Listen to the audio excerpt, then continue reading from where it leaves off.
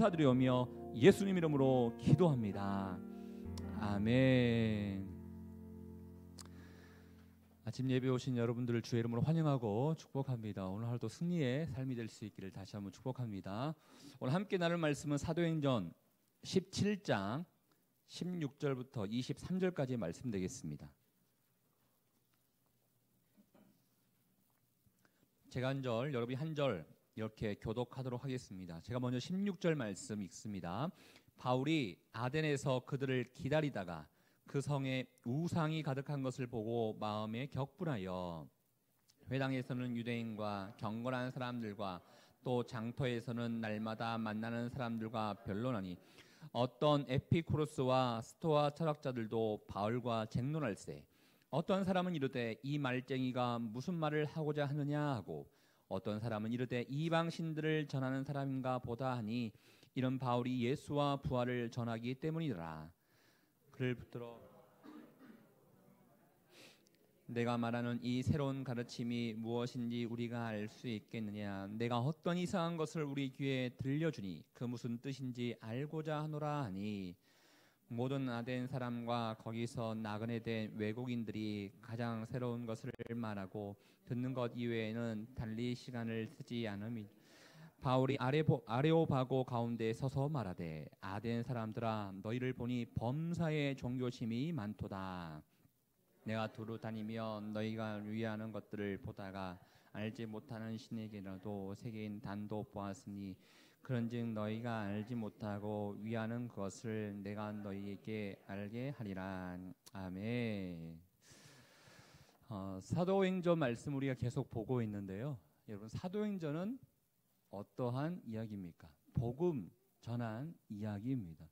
사도행전을 보고 있는 또 우리들, 그러니까 소위 말해서 책이다 그러면 독자들은 이 사도행전 말씀을 통해서 복음을 이렇게 전했구나 하는 것을 아는 것으로만 끝나는 것이 아니라 특별히 믿는 자들은 이 복음을 또 이렇게 전해야겠구나 하는 것을 우리가 스스로 한번 고백할 수 있고 또 결단해 볼 수도 있어야 할 걸로 생각합니다.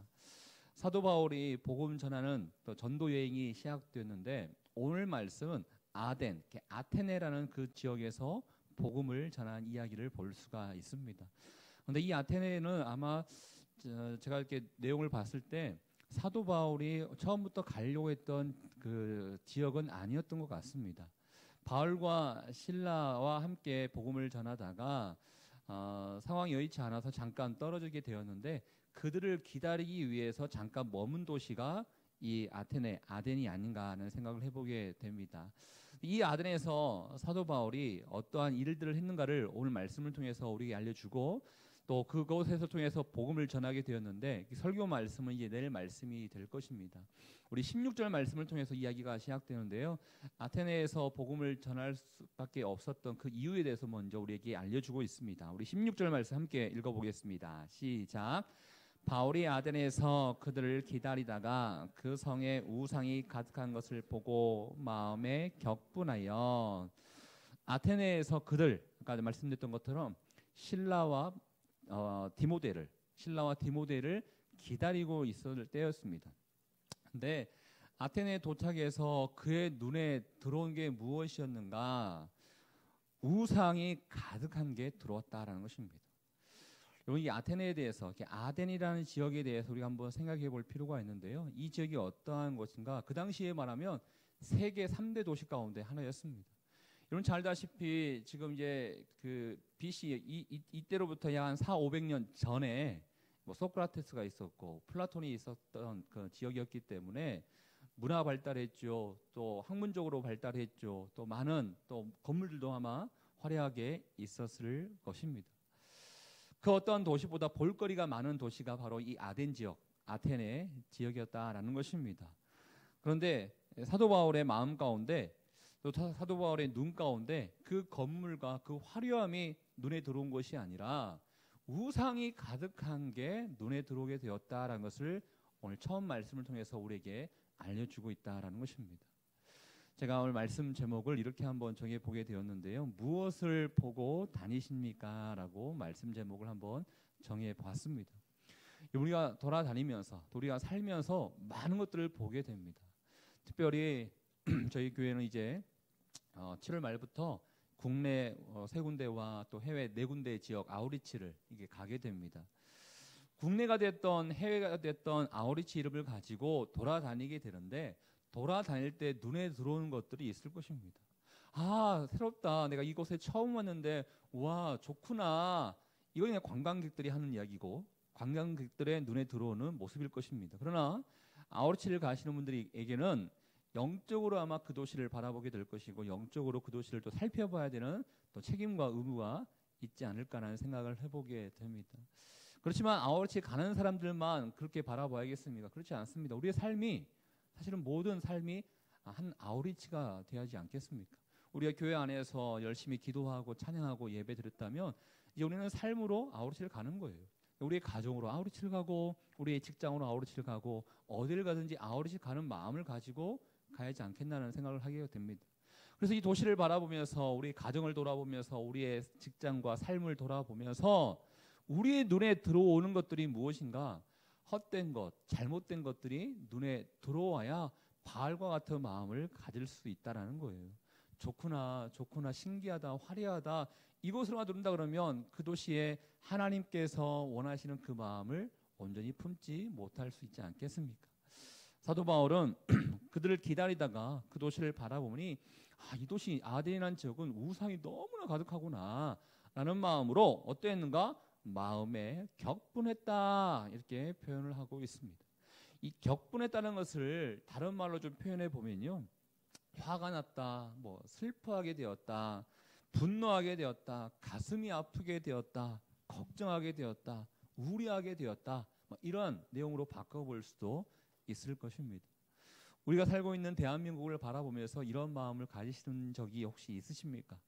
전 세계에서 들려오는 그 뉴스의 소식을 통해서 혹시 이런 마음을 가져본 적 있으십니까? 내가 살고 있는 가정과 내가 살고 있는 직장과 내가 살고 있는 삶의 현장에서 이러한 마음, 하나님께서 주시는 거룩한 격분의 마음을 가져본 적이 얼마나 있으십니까? 격분을 왜 가질까? 저는 한번 왜 이런 격분을 가질 수 있을까라는 생각을 해보게 되는데, 라목사님의 책처럼 친밀함이 있으면 가능하더라고요. 여러분 자녀가 어디 가서 매 맞고 오고 해코지 당하고 여러분의 자녀가 욕먹고 그러면 가만히 있겠습니까? 부모 입장에서는 쉽지 않죠. 어떻게 우리 귀한 자녀가 욕을 먹을 수가 있어? 그러면서 마음이 막 분한 마음도 들 것이고 화나는 마음이 들 것이고 용납하지 못하는 마음도 아마 들게 될 것입니다. 사도 바울은 그 누구보다도 하나님을 사랑했던 사람인 거예요. 그렇기 때문에 하나님의 영광이 가려지고 하나님보다 우선순위가 이 도시 가운데 많이 자리 잡고 있는 것을 바라보면서 화가 난 것이죠. 하나님의 영광이 모든 세상 가운데 가득해야 되는데 어떻게 된 게 이 도시는 하나님보다 우상을 섬기는 도시가 되었는가? 이러한 안타까운 마음을 가지고 화가 나고 격분하고 그런 마음들을 가지게 되었다라는 것입니다. 저는 먼저 여러분 가운데도 이런 마음이 있었으면 좋겠습니다. 화내라는 것이 아닙니다.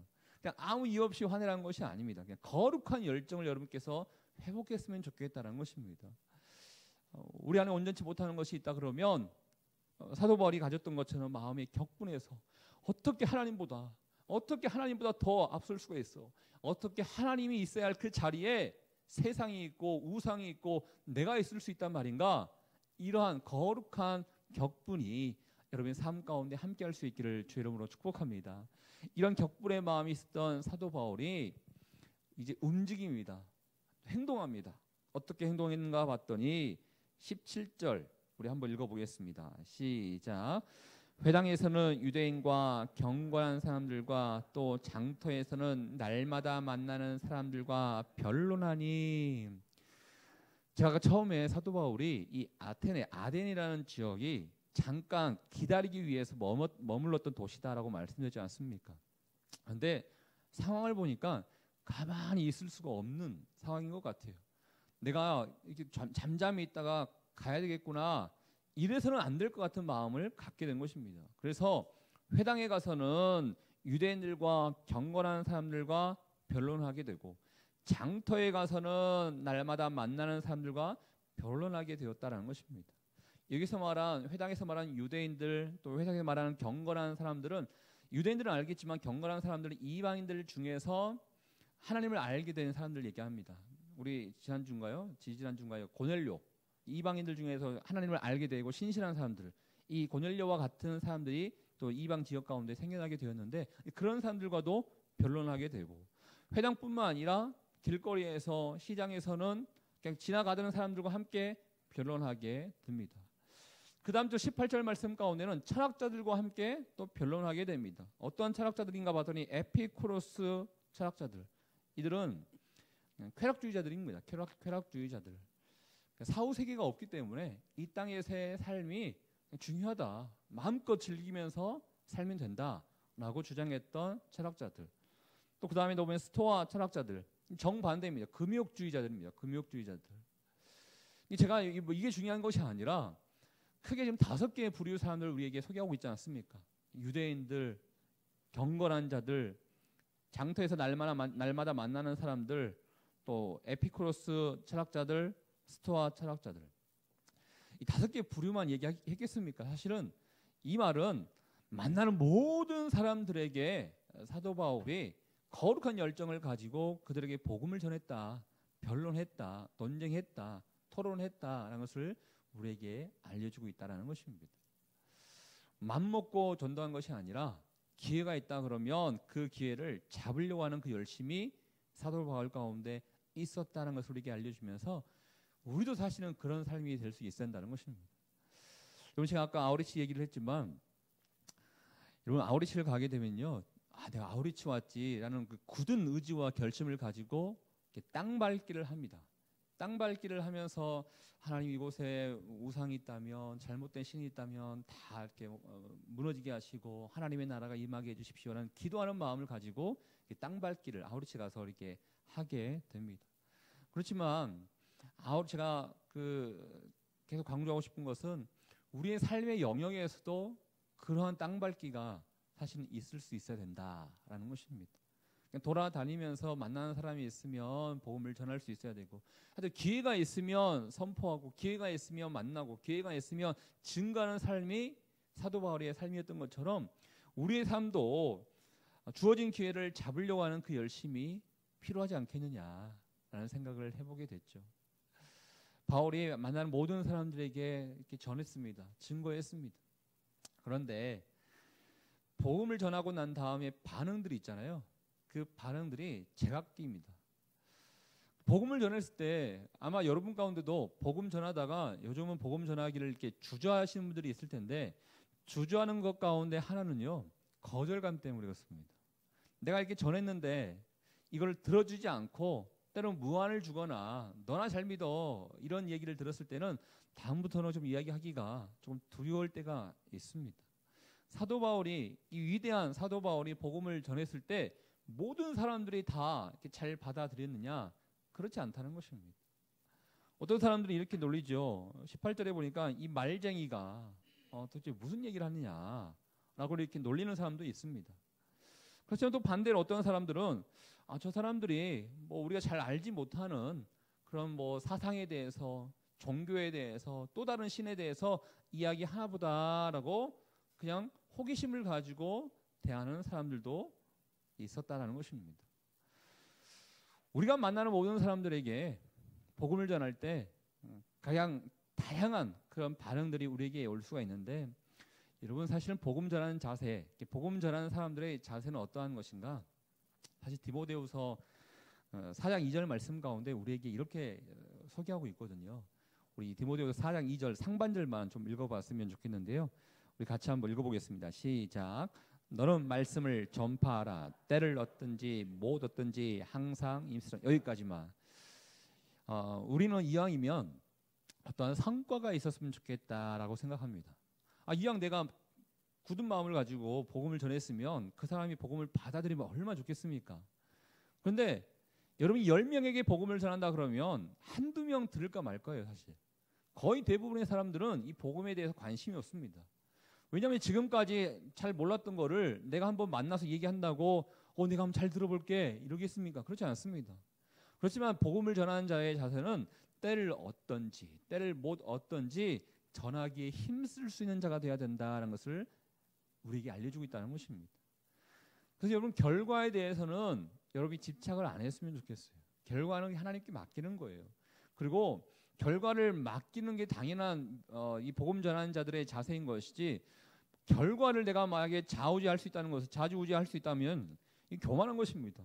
내 능력으로 그 사람 내가 한번 전도해 볼게, 이 그렇지 않습니다. 전도는 결과는 성령께서 함께 하실 때, 성령께서 원하실 때, 성령께서 열어주실 때 결과가 일어나는 것이지, 내가 아무리 언변을 가지고 이야기를 잘한다고 그들이 듣고 말을 잘못하면 복음이 안 들어지고, 이게 아닌 겁니다. 어설프게 이야기한다 하더라도 성령께서 그의 마음을 열어주신다면 좋은 결과가 있을 수 있는 것이고, 거창하게 이야기한다 하더라도 성령께서 원치 아니하시면 그분이 열리지 않게 될 것입니다. 그래서 우리는 결과에 대해서는 그게 하나님 앞에 맡기는 것이고, 기회가 있으면 때를 얻든지 못 얻든지 전하기에 힘쓸 수 있는 사람이 되어야 한다는 것입니다. 사도 바울도 그것을 알고 있기 때문에, 사실 아까 디모데후서 4장 2절도 그의 삶을 통해서 그걸 알고 있었기 때문에 디모데에게 권면했던 얘기 아니겠습니까? 때를 얻든지 못 얻든지 우리는 힘써 전하기만 하면 된다, 이런 마음을 가지고 그도 행동을 했던 것을 보게 됩니다. 감사하게도 말쟁이라고 하면서 놀리는 사람도 있었지만 호기심을 갖고 있는 사람들이 있었습니다. 그래서 19절과 20절 말씀을 보면요, 그의 새로운 가르침이 무엇인지 우리가 알 수 있겠느냐, 또 우리에게 들려주니 그 무슨 뜻인지 알고자 하노라 하면서 반응을 보이는 사람들이 있었습니다. 이 반응을 보이는 사람들이 있었기 때문에 내일 나오는 이 설교가 가능했다는 것입니다. 그런데 이 사람들이 이렇게 호기심을 갖게 된 그 이유 가운데 이 아테네 사람들의 특징을 우리에게 소개하고 있는 내용이 있는데요. 그 내용이 21절 말씀입니다. 이 아테네 사람들이 이러한 그런 성향들이 있었기 때문에 사도 바울이 복음을 전했을 때 우리가 한번 좀 들어보자, 이런 마음을 가졌다는 것이죠. 21절 아테네 사람들의 특징을 한번 볼게요. 한번 읽어보겠습니다. 시작. 모든 아테네 사람과 거기서 나그네된 외국인들이 가장 새로운 것을 말하고 듣는 것 이외에는 달리 시간을 쓰지 않음이더라.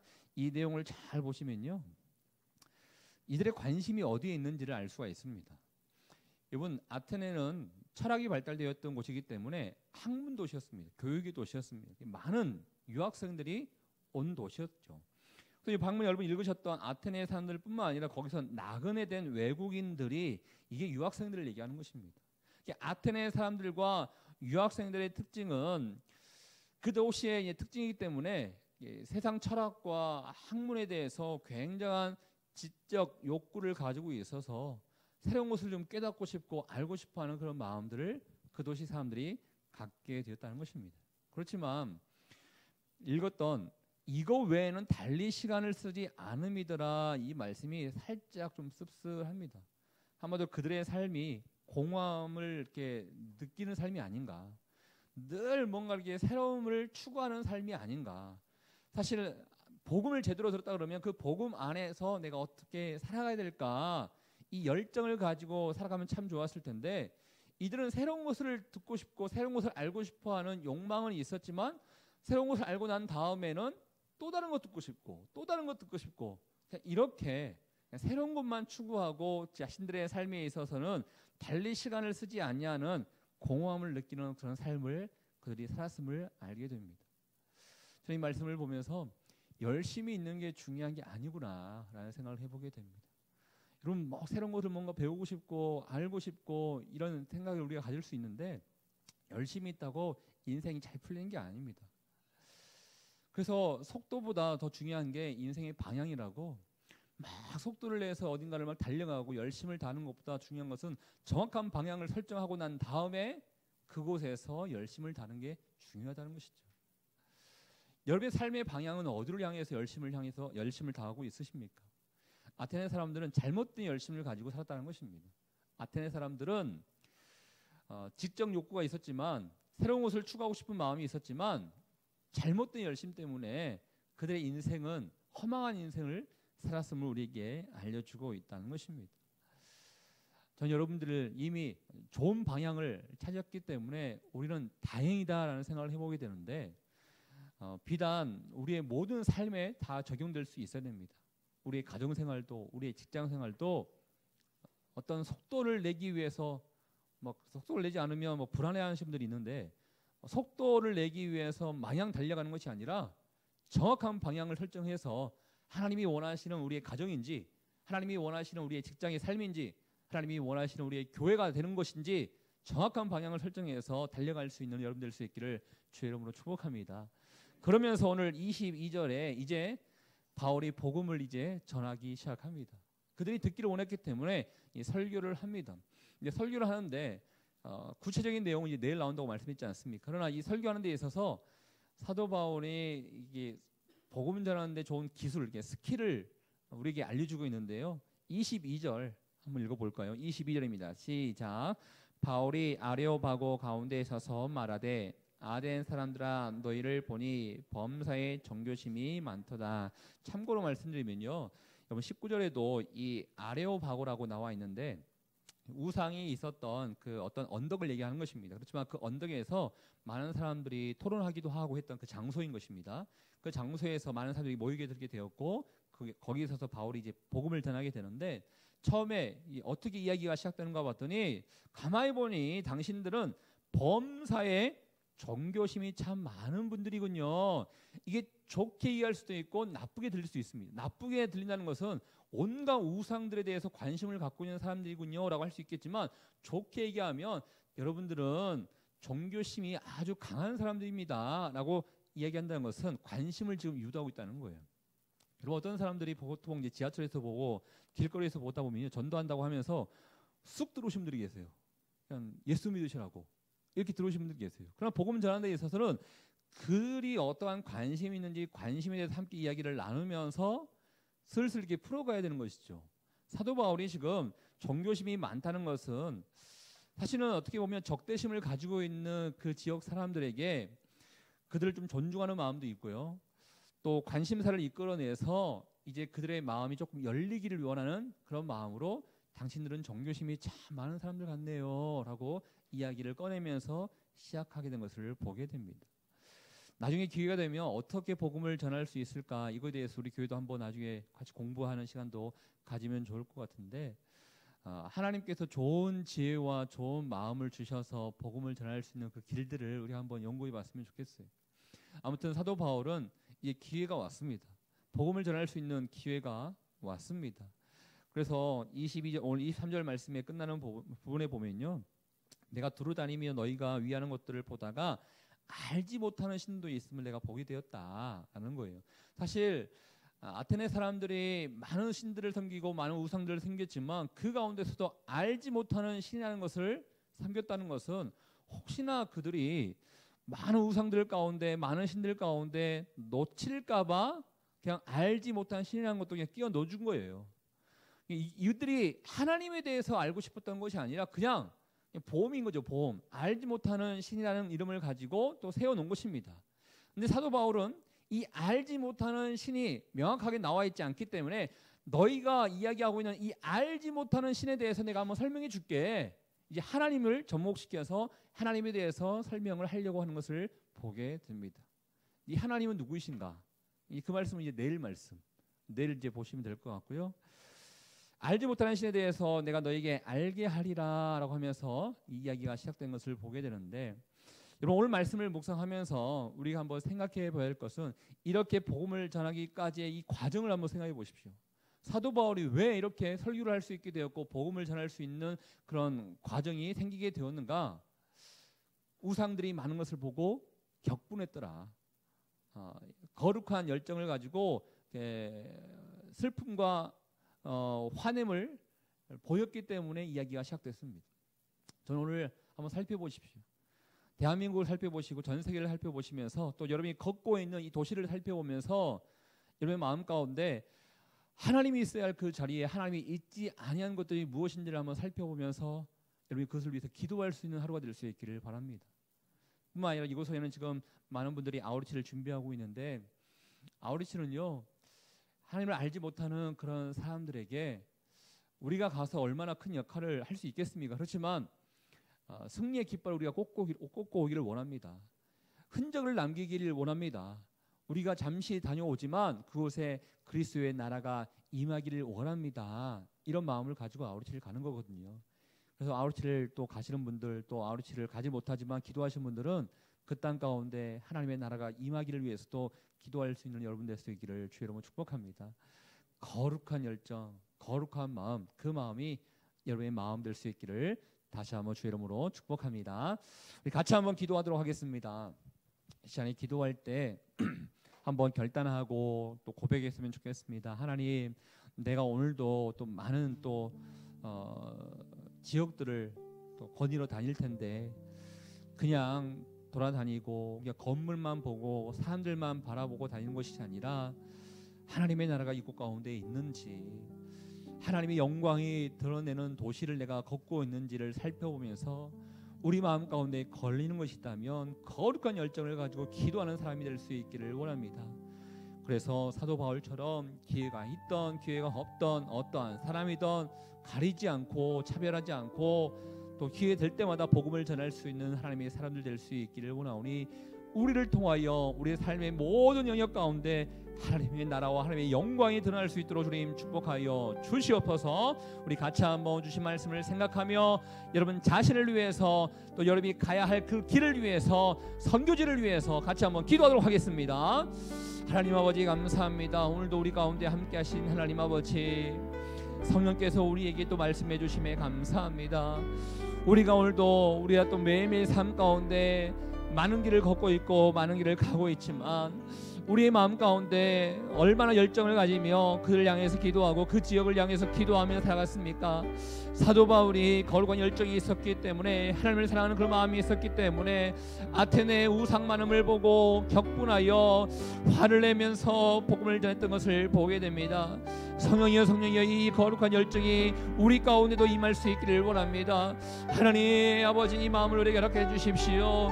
우리의 가정을 바라보면서 우리의 직장을 바라보면서 이 나라 이 민족과 우리의 모든 삶의 영역들을 바라고 선교지를 바라보면서 우리가 복음을 전하는 삶이 될 수 있기를 원하오니 하나님 아버지 우리를 축복해 주시고 우리의 가정을 축복해 주시고 선교지를 축복해 주시고 주의 영광 아래 거하는 인생 될 수 있도록 좀 인도하여 주시옵소서. 아버지 안에만 거할 수 있기를 원합니다. 하나님 아버지 임하소서. 우리 가운데 임하여 주시옵소서. 하나님 아버지, 오늘 사도 바울이 이 아덴이라는 지역에서 어떻게 복음을 전할 수 있었는지를 우리가 보게 됩니다. 그는 하나님을 사랑했던 마음이 있었기 때문에 그 아테네에 우상이 많은 것을 보고 격분하여 모든 만나는 사람들에게 복음을 전함을 우리가 보게 됩니다. 이러한 거룩한 열정이 우리 삶 가운데 나타나기를 원합니다.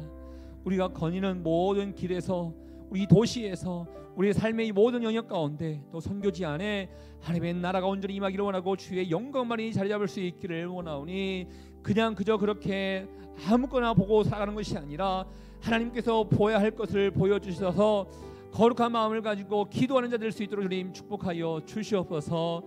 하나님 아버지, 이를 위해서 우리를 불러주신 줄 믿습니다. 하나님의 마음이 우리의 마음 가운데 임하기를 원하고 우리의 모든 삶의 영역 가운데 그리스도의 영광만이 나타나는 인생 될 수 있기를 원하오니 주여 임하여 주시옵시고, 기도하는 자로서 우리의 모든 삶이 아우리치의 삶이 될 수 있도록 좀 인도하여 주시옵소서. 우리가 아우리치를 준비하면서 선교지를 품고 기도하고 있습니다.